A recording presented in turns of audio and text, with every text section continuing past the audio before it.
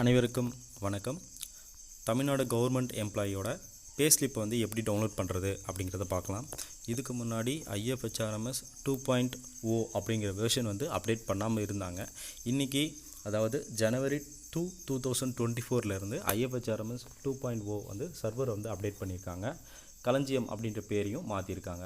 So இந்த website address எல்லாமே அதே தான், karuvalam.tn.gov.in அப்படின்ற வெப்சைட் அட்ரஸ் வந்து ஏற்கனவே இருந்த வெப்சைட் அட்ரஸ் தான்.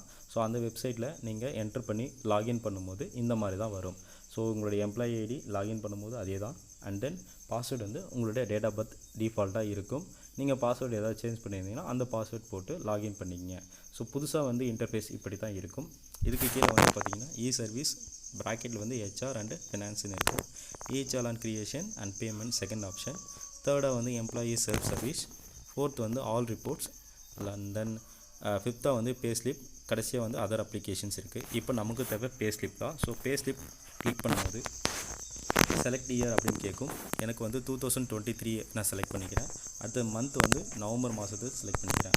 ஸோ இப்போ கோன் கொடுக்கும்போது இந்த இடத்துல வந்து பார்த்திங்கன்னா பீரியட் நவம்பர் 2023 இருக்கும். அண்ட் தென் டைப்புன்ற இடத்துல வந்து பார்த்திங்கன்னா EMP_regular_salary அப்படிங்கிறது இருக்கும். ஸோ இதை நீங்கள் ஜஸ்ட்டு கிளிக் பண்ணிங்கன்னா உங்களுக்கு வந்து ஃபைல் வந்து டவுன்லோட் ஆகிடும். இப்போ இந்த ஃபைலை வந்து ஜிப் ஃபைலாக டவுன்லோட் ஆகிருக்கும். அந்த ஃபைலை வந்து எக்ஸ்ட்ராக்ட் பண்ணிங்கன்னா உள்ளே வந்து PDF ஃபைல் இருக்கும். அந்த PDF ஃபைலை ஜஸ்ட்டு நீங்கள் கிளிக் பண்ணும்போது பாஸ்வேர்ட் வந்து உங்களுடைய டேட் ஆஃப் பர்த்தே போட்டிங்கன்னா உங்களுக்கு பே ஸ்லிப் வந்து ஓப்பன் ஆகிடும்.